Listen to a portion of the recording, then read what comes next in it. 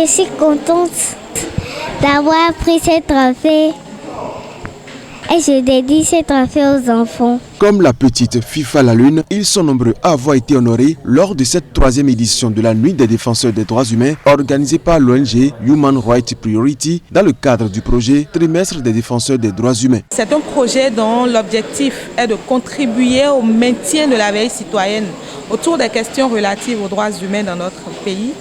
Ce projet entend célébrer les défenseurs des droits humains qui, au jour le jour, posent des actes à la fois héroïques mais en même temps risqués. Et pour nous, c'était opportun d'initier ce projet-là pour chaque année en identifier et justement les célébrer. Qu'ils soient donc acteurs des médias, activistes, organisations ou institutions, artistes, leaders religieux et autres, leur combat au profit des droits humains a été reconnu à sa juste valeur par l'ONG HRP.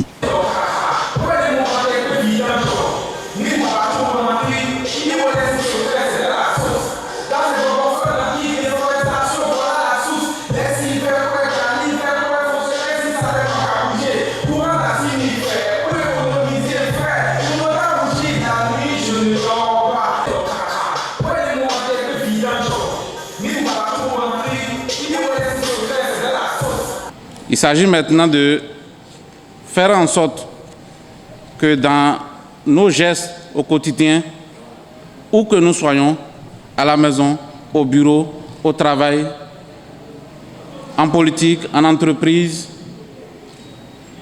que nous fassions en sorte que nos actes ne trahissent pas nos paroles. Et je pense qu'il y a des personnes qui tous les jours viennent nous rappeler cela.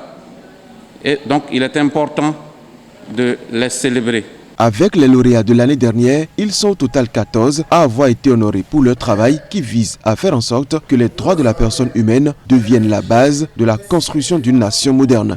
Je suis très heureux parce que chaque année, je travaille ardemment pour la protection des enfants dans tout le Bénin.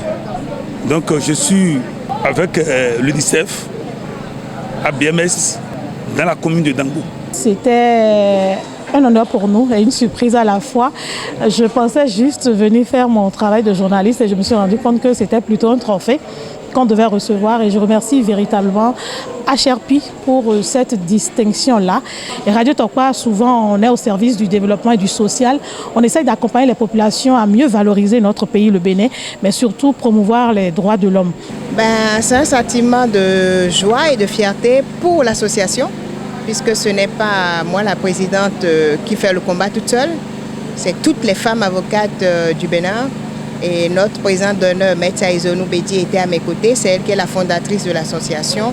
Et nous continuons de mener un combat et nous espérons que beaucoup d'associations vont se joindre à nous pour le combat des droits des femmes, des droits des enfants et des droits de l'homme. Moi, pour la défense des droits des enfants, parfois je vais dans des orphelinats pour voir comment ils vont. Je veux dire à tous les adultes de respecter les droits des enfants et de ne pas violer leurs droits. Et je remercie tous les organisateurs. Pour en arriver là, Miguel Huito et son équipe ont tenu bon quart, déterminés à tout mettre en œuvre pour que la question des droits humains ne soit jamais reléguée au second rang. Depuis l'année dernière, nous avons pensé à améliorer le projet. Et donc nous avons désormais 6 catégories et 7 lauréats chaque année. Attestations et trophées ont été reçus par les lauréats qui promettent continuer la lutte au profit des droits de la personne humaine.